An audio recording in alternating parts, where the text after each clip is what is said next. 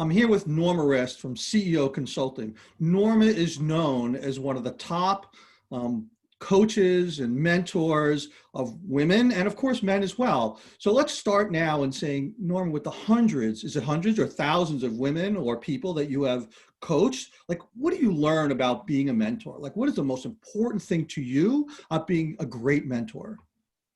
Well, if you had to do one word, it would be listening, because you spend most of your time listening. And then, of course, you have to have some background so that you can respond appropriately. And that doesn't come easy. I think that comes with experience. But if you care about the person you're talking to and you listen to the dilemma that they have or the situation that they have or their aspirations, how exciting is that? Then you listen and you come back with all the things that will help them to move from where they are here and where they want to be. So tell me, Norma, tell me a little about your background. Like, how did this all start? I know you came from the corporate sector and you moved into the entrepreneurial coaching sector. So tell me a little bit how your career path has evolved over your life.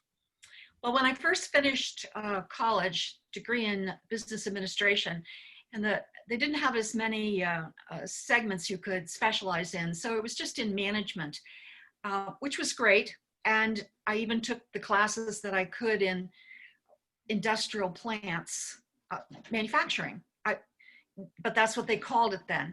And I would be the only woman in the class, but that's okay because I really liked it. And I worked for a little bit out of college for the company that I had done part-time work for, doing their accounting, their office work. So that helped because I understood how well that worked. And one other job that got me very familiar with state government, working for a man who had been the first director of development for the state of Ohio. If you can imagine, there was a time in a state organization, they had no director of development for the state. So he was the first. He took an ad in the Wall Street Journal that said, in huge letters, "Profit is not a dirty word in Ohio." So he was a leader, and I worked for him for about a year and a half on some comprehensive planning contracts he had. So I learned a lot from that. But then my first career position was, and by the way, I interviewed for about 40 companies in 20 days. That was really good. I got to know a lot about business. 40 companies were sharing everything about their business with me. I recommend that to anybody who's looking for something. It turned out the offer I had was with Pepsi-Cola, family-owned franchise in the local area. And they needed someone to manage their office and be the accounting manager. And so that was my first position. A year later, they were acquired by a Fortune 300 company. So what that gave me was two things that were pretty important. Off-site, you had corporate experts. So anything that you needed to know, or very good information on setting up your policies, all the procedures, everything operations, everything finance, I got to learn what they knew. But marketing was local. That's important because then we were working on marketing and I wasn't. I became the controller, but I learned from the people who were doing the marketing, doing the sales, how you do that, because all that was handled locally. And as a result, I was with them for a little over 20 years. I wanted to be the vice president and general manager and manage the franchise. That took me between 17 and 19 years to achieve that. If you can imagine, most of the individuals who were in that organization either drove a truck or they knew about the beverage industry. And I wasn't either, and I wasn't male. In fact, most of my mail came addressed Norma Rist. They couldn't picture that a Norma could be the controller. So they added another letter on there. So I learned a lot because I had to go on the outside to get my professional development. And I started to be very involved in the community. That got me well acquainted with people who are serving on boards, nominating committees. So I served on a dozen boards and most of them would bring me in as treasurer, and then it's very easy to move to vice chair and then chair of the board. So that gave me really good experience in the community. When the beverage division was sold, the entire beverage division, which by that time they had accumulated more than 20 franchises across the country. they let all the general managers go. The buyer had a different management matrix. So I did some consulting, actually consulted with a Coke franchise in Virginia. They had 8 franchises. I didn't. So you're someone who had no business in the field, and now you're like the expert Yes, in the beverage business. exactly. Yeah. But I spent all that time getting to know that, so that I went into the Coke franchise, as it turned out, knowing more than they did. They were a family company. I had been with a corporate entity that every day, all day long, they worked on how to maximize profitability, how to take care of their shareholders. They were an ethical company, very ethical. So they also made sure everything was run right. And that was a fit for me. So I learned everything, and joining the family company as a consultant for 2 years. They were 10 years behind where they should be, and I was 10 years ahead. Oh. And that was the 20 years I had just lived. I knew right where they were and where they could be. So I did that for a couple of years. How did that turn into this entrepreneurial coach business? Obviously, you've been doing that for a long time. I had, in that period then, worked with organizations up to about 500 employees, some of the franchisees with the Pepsi-Cola beverage division of General Cinema. And then also in both situations, there would be a warehouse that did not have manufacturing, but they had 10 employees, and they had the storage in their remote area, and they had 15 trucks that went out every day. So I got the experience of the sizes of organizations, both manufacturing as well as sales and distribution. And that has served me well as an entrepreneur and as coaching other owners, because I had not worked in all those places, but as a consultant, I was in all those places. I saw their financial, I entered their building, I watched their daily activities, and I used all of that and still do to this day. Huh, fascinating. And so when you started working the entrepreneurship space, what did you notice or still notice that early stage entrepreneurs struggle with, that maybe having some of the corporate experience that you had would actually make them more successful? What are they struggling? What are the gaps in their expertise and their way of thinking? Usually the 2 biggest things are hiring right and training, keeping a team that's the right, best team. They don't have that experience when they're an entrepreneur unless they worked in that area. And most entrepreneurs don't come out of HR. Some do, and they do HR consulting. That's fine. But if you were in sales, or you were in manufacturing, and you were in operations, and you start something, you're not an expert in HR. And you're not the best at building a team. And they don't know how to fill all the positions. There'll be positions open, and they don't know the best way to get the best person in there. And they just had 2 that didn't work out. And that wasn't the employee problem. That was the employer problem. So that's one. The second one is, and it's a little easier to take care of, is they can't read their financial. No. So I had spent all those years knowing financial statements, particularly the P&L, backwards, forwards, and sideways. And I could teach that to them. I had one warehouse, no one could understand how they made it, the profit that they did based on the number of cases they sold, higher than 27 other locations. Well, I knew why, because every time I went in there, I helped the manager of that location to read the financial statement and know how to make the needle move. So they can take, new entrepreneurs can take care of that one the quickest if they ask enough people.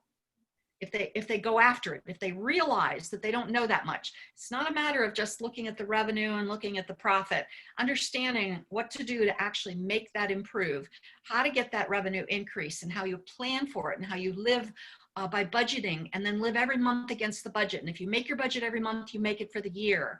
And then your fixed expenses, more or less fixed, that are in your expense section, stay mostly the same, and you'll make the profit that you budgeted. So if you ask for enough help, that can be accomplished pretty easily. And so the HR thing, need to find some help with that too. So going back to something you said in the first part of our conversation was that, this notion of listening, right? So people who are first-time mentors think they're being asked to do this because of their expertise. But now you're saying that listening is extremely important. Like, how do you balance this notion of listening and being the expert? Like, how does that all come together? If you were coaching a new mentor, how would you tell them, how would you help them make that transition, or how do they be the expert, but at the same time be a good listener? Memorize the word. Think about it as they go into the meeting until they get used to it. Because when you're a natural teacher, you are, I am, you want to teach, and you hear something and you think, oh, they need that. And you want to begin your teaching, but you haven't listened enough yet to see what they need, and they may not be ready for what it is you have in your mind yet. So remembering that they are not just a month behind you or a year behind you, they may be 15 or 20 years behind you in knowledge, and you have to go back and meet them somewhere and help them come forward. And you can only do that by listening. I'm lucky that I could remember everything from when I started as a young woman out of college.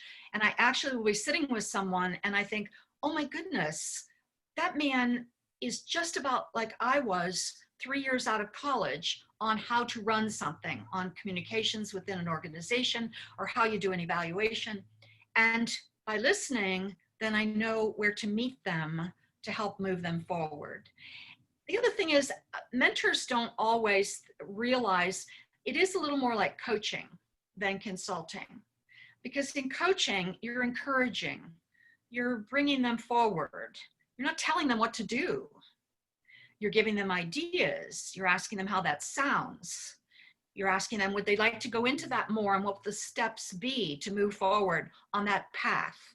Or you're working with them to identify 3 different paths that they might like to follow in the growth or the development of their business. And then with that, they're choosing. It's their company, it's their risk. And so you're giving them ideas, and at the same time, you're protecting them.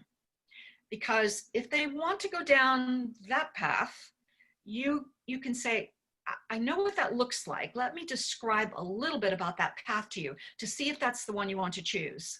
And you're explaining what the risk is. And if that's too risky for them, then you look at what are the ways you can mitigate that risk. You can still go down that path, but you might be able to reduce the risk. What's interesting about that is what you're doing is you're seeding them with your expertise, giving them the chance to own the solution, grab onto it, and make a decision for themselves. This is a very hard thing. Like, can you give me an example of some point where you knew an entrepreneur was just heading down the wrong, like, this is in your head, like, this is really not, this is going to end in total disaster.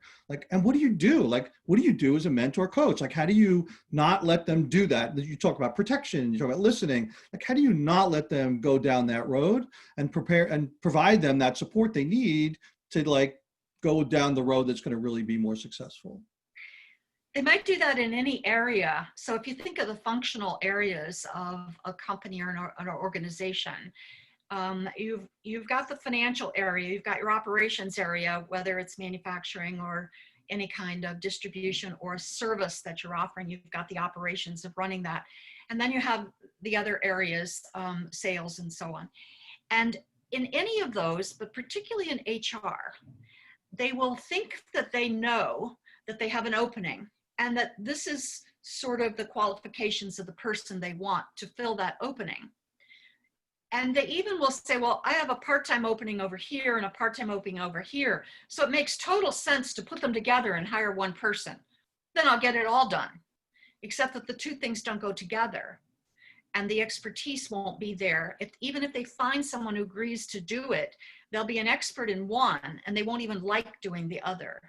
Or the 2 don't fit in your activities, your daily activities. So on the lowest, I don't mean lowest level, but on a simple level, someone will say, well, I need someone to answer the phone, but they have all this time in between. So why can't they do my bookkeeping in between answering the phone? Well, those 2 things don't go together. But I see that at the highest level too. They'll be going to hire someone in sales, but they want them to do the project management at the same time. Yeah. Not always a good fit. And I hear them and I listen. Yeah. I don't say anything. But then we have to talk about even right through to how are you going to evaluate that person and which area will be most important. If you're looking for key results, will it be the sales results they achieved? Or will it be that their team said that they were the best team in the company because they worked for this person as the project manager? You Might know, not fit together. something you said about, what I hear about entrepreneurs, and I've been working a lot with college students or recent college graduates in starting up companies, and they believe they could do everything, and they believe that everyone on the team does everything, right? So you're countering that and saying, well, maybe not, that's not the right approach. So the question is, when you have no money, you're bootstrapping it, you're doing all your websites by yourself, you're doing all these things, you don't have all the skills, your team doesn't have all the skills. Like, what advice do you have to someone sort of in that early phase to make sure that they don't make that mistake by assuming that if I can't do it, then it can't be done? Usually I am coaching for two parts: the short term, which means everybody has to pitch in and do everything. But at the same time, I'm coaching for a little longer term out. And I will say, that's probably going to work for a year, two max. But after that, you're going to have to separate this job and this job. So will you do me a favor and put them on the organization chart with two names, and then put John under both of them? Because right now, John's going to do both. But John needs to know that a year down the road, James is going to do half of that job, because John's job is going to double in size. And maybe John gets to choose which one to keep. The other one's going to be done by someone else. So I'm teaching the future, even though I'm saying right now, perfect, absolutely. Get someone who's multifaceted, they can do all kinds of things. Oh my goodness, this person has some MIS background, but they also have accounting, but they also were responsible for all the computer maintenance equipment. Oh, how wonderful. But know that let's put that in separate boxes on the org chart, because as you get bigger, that will be 2 or 3 people. Norma, years ago, I remember you had this club of women that you were trying to, would you call it the CEO? What would you call it, a group for the $1 million? It was like the $1 million club. What was it called? I did.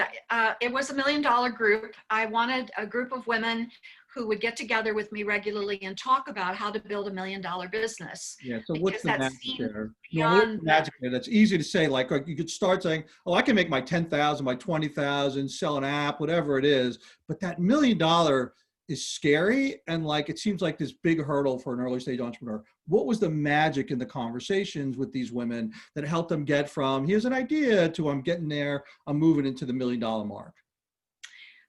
The magic is when you do the numbers, and you can say in year 1, it looks like a $50,000 endeavor, and you can pay your bills. How incredible is that?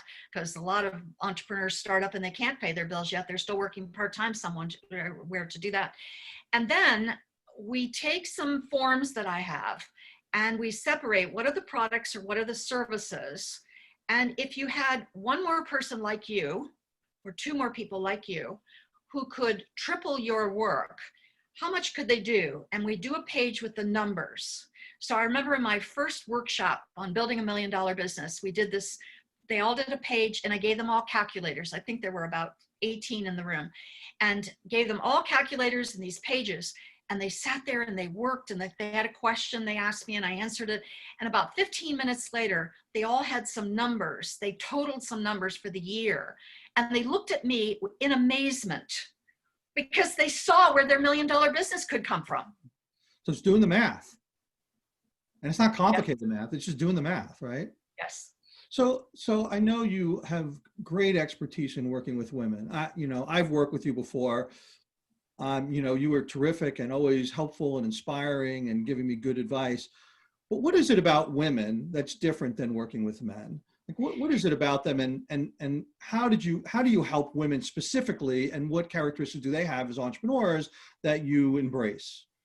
Well, I discovered there were some differences. I would be in a room speaking and I would be talking about business, and there would be a little group of entrepreneurs. I remember one dinner, there were about 20 around the table. And I said to them, how many want $1 million business? 1. 19. No. Not me. Same thing in a group. I had 100 in an audience. How many want $1 million business? I got maybe 10. The other 90, no. Absolutely not. And I wanted to figure it out. Why were the women so hesitant? when that same group, if it would happen to be all male, I'd get 99% of them. Oh, yes. Tell me how to get there. I'll start tomorrow morning. So I did some little focus groups of my own with some owners that I had access to. And as I did some of these, I did different parts of this focus group until I figured it out. And it was that women generally have some their responsibilities that they take very seriously, and that they believe if their business fails, then it's a reflection on them, and they might not even be able to get a job to care for their children, to care for their parents, to care for their church, to care for their school. They feel the responsibility for others, and that if what they're starting doesn't work, then they will have failed not only in their business, but they may not be able to take care of the people they need to care for. So they're much more careful, and they keep the success of the business very close to them. That business means more to them than just earning a living. It means they are safe and secure to care for their children for many years. They are safe and secure to put their children through school if they're somewhere where that might not be possible otherwise. And so the business means to them, if they fill out a list of, what do I want out of my business? They have an average of 10 or 12 things that are of highest score importance. And so if I give them a list and there's 30 items on there and they're to check the ones that are most important to them, they'll check about 10 of them, but when they score them for how important, 1 to 10, they're all 10s. I've done that with a group of men. I get 2 10s. And if they think there's a possibility they would lose their business and it would affect their reputation, they will not start it. They will not go into it because they're afraid of what might happen. So that's the case where they have to have a plan. They have to mitigate the risk. They have to start it as small. And a very good thing happened a couple decades ago with the internet. They're able to create a business to earn a great deal of money, but they don't have to build bricks and mortar and big parking lots full of employees' cars, because that would be another responsibility on top of the children and the parents and the church and the school. They're able to build a bigger business and earn more revenue and more profit, but they don't have the exposure, the risk of having that business be out there and with a number of employees who they now also need to take care of. Of course, so there is some uniqueness to it. Yeah, and so now it's even easier, right? You've got the people who are used to e-commerce and online businesses, and now we're forced, based on the pandemic, that we can actually do that, and it's more acceptable. Yes. I have a group of women that's all they're working on is, and they may be working full time. They may still have their current income, but on the side, they are working towards that regular job they have, whether it's, they're independent, but let's say they're an independent CPA, that slowly handling taxes for individuals will be less and less over a 10-year period as internet revenue grows and grows from a membership. Yeah. And so I have a couple dozen women that I'm working with on that. Yeah, well, and so fits their needs. And what's the, I guess I think about this with men and women, and I, work with both men and women and entrepreneurs, and I do find that men are more willing to jump off a cliff and not care, right? They just do it, right? They don't hold it as part of them. It's like, here's me, here's the business. If the business fails, the timing wasn't right. I couldn't get the right person. I didn't get the right first customer. There's any number of reasons the business fails, but it has nothing to do with him. He'll start another business just like that. Yeah, interesting. And so when you're coaching women, how does that differ? If you're a mentor for a woman versus a man, whether you're a man or a woman coach, like how do you differentiate that kind of interaction? It is much more a supportive mentoring situation. What is it you think that you need? Let's work on what's the time frame that will work for you, and what kind of resources do you need? So when I have a meeting with a group, that's always a question, every single meeting. What resources do you need to be prepared so that they have the expertise that's needed? Women also tend to think they need to know 140% before they start. And I truly have worked with men who they had an idea and they had, like 5% of it sitting right there. And they would say, look, I can do this. They don't know 95% of it, but they don't care. Yeah. They figure they'll pick that up on the way. They'll get it from me, other people. The woman, she wants to make sure she has every base covered before she starts.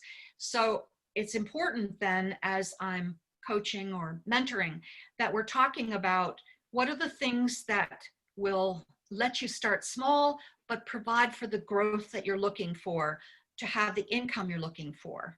And those $1 million groups, they got converted to having a special definition. It means pay yourself $250,000 a year in US dollars. Pay yourself $250,000 a year. And everyone will say, yep, that would make me happy. That's all I need. I don't need to be a billionaire. I need to, for everything I want to do in my lifetime, if I can pay myself $250,000 a year, year after year, that will meet every need I have at this moment. So we call it $1 million company, but it may be less than $1 million. It may only be a $500,000 company if it's a membership site, because you can support that with 50% cost and 50% profit. Yeah, amazing. It's really interesting. I think that your background as a controller and in the financial world really lets you step back, because I see a lot of people support entrepreneurs are about the vision and the ideas, and I want to be Stephen Jobs and like all these things. But in the end, it's that number crunching that gives some kind of substance and reality to what you're doing, because all the great, I know there's a lot of people say, just get some great idea. Don't worry, people will show up. And of course we hear that Bezos did it. Like, he just had this idea. I'm sure there's a lot more, supporting that concept. Right. But this math thing is really fascinating as a sort of a precursor to a plan, as opposed to it's just also part of the difference between coaching someone that's in a corporation. So you may have a mentor inside a company, and they may be a mentor to someone that's newer or just came on board, and they're helping them to get to know the company. They may be helping them to be on partner track. They may be helping them to get promotion, their career. It's career coaching, which is very different than the mentor who's working with an entrepreneur.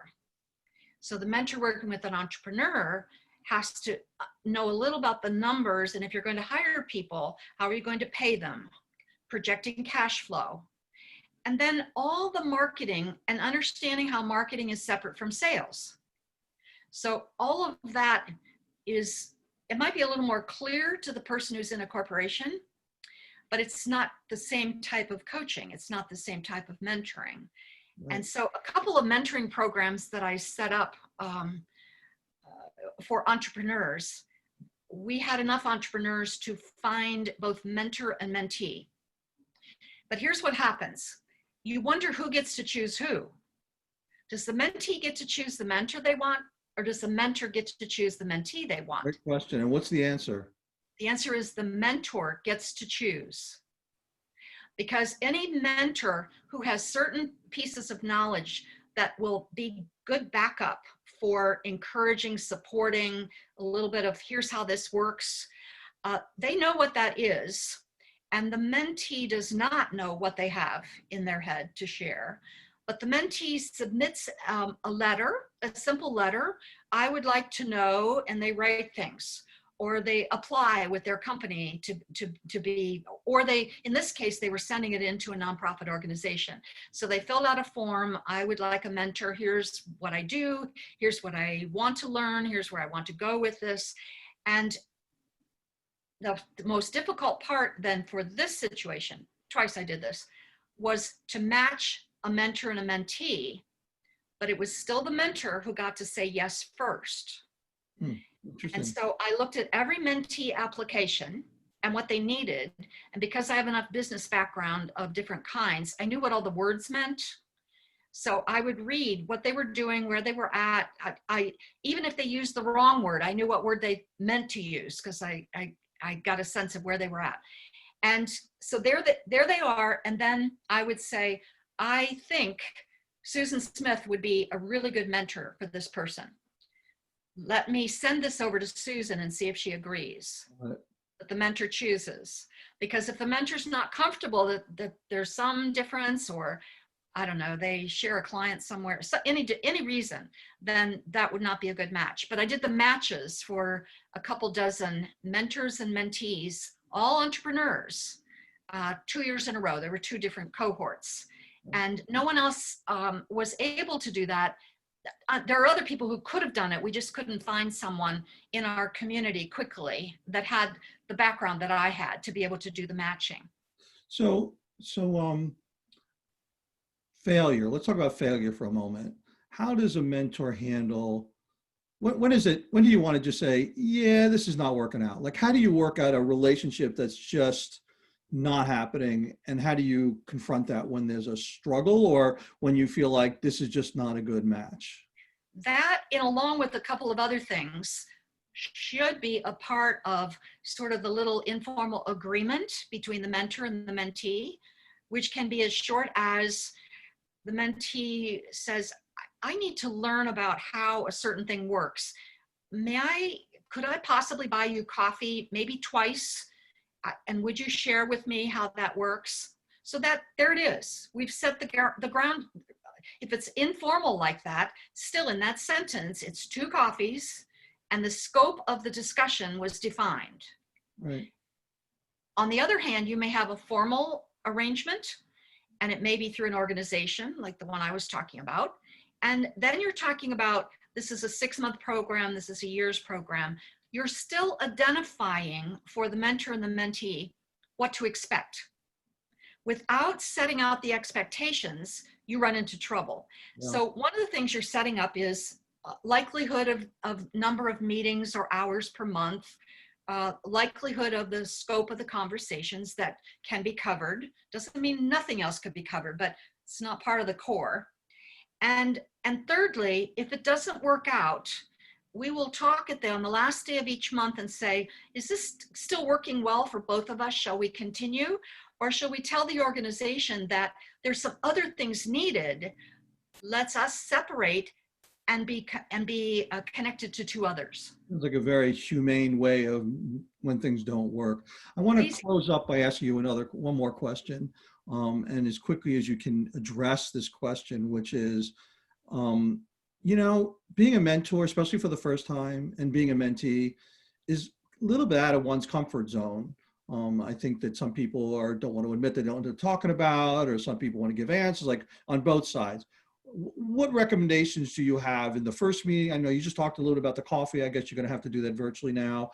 But what do you recommend to sort of, soften the edges of this discomfort that a lot of people have when they're exposing themselves, on both sides of the fence here? What are your recommendations? On the side of the mentor, I would say, remember that in your conversations, as you listen, you're going to make some suggestions, but they're just suggestions. This person doesn't work for you. You don't get to tell them what to do. So you're making a suggestion and you're getting feedback on what they think about that in case it needs to be modified. On the other hand, you've got the mentee, and mentees need to realize that when suggestions are made, they need to be willing to try something. They need to be coachable. And if they're not willing to try anything, no, that won't work. No, that won't work. Then they are not really serving as a mentee because they're not open to trying something new. Right. So on the mentor side, it's remember these are suggestions to work through. But on the mentee side, you have to try some of those suggestions. Yeah. I look at that as a gift, right? So somebody's been giving me advice. It's a gift, whether I use it or not, or just say, thank you very much, this has been amazing, and then you move on whatever direction. But respect the time they're giving you, because they got plenty of other things to do than to be your mentor.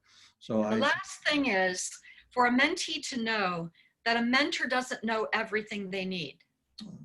This mentor knows all these things. A different mentor knows this little slice of things. And a third mentor 2 years later will provide different input. And then they don't expect the mentor to be the be all end all answer. They're going to have the answer to everything I need. No. Right. That's the last thing for a mentee to recognize and keep on top of mind. Nora, thank you very much. If some of the things that you've presented, maybe all of it that you presented, if a mentor listened to this and said, wow, I could be much better by listening to, and thank you, listening to Norma Rist, who had some great insights and been working with women and men for years, and has some great insights. Thank you very much for your time and your Thank you effort for having me, Stephen. I've and all enjoyed the it. work and all the work you've done over the years. Thank you very much. Thank you.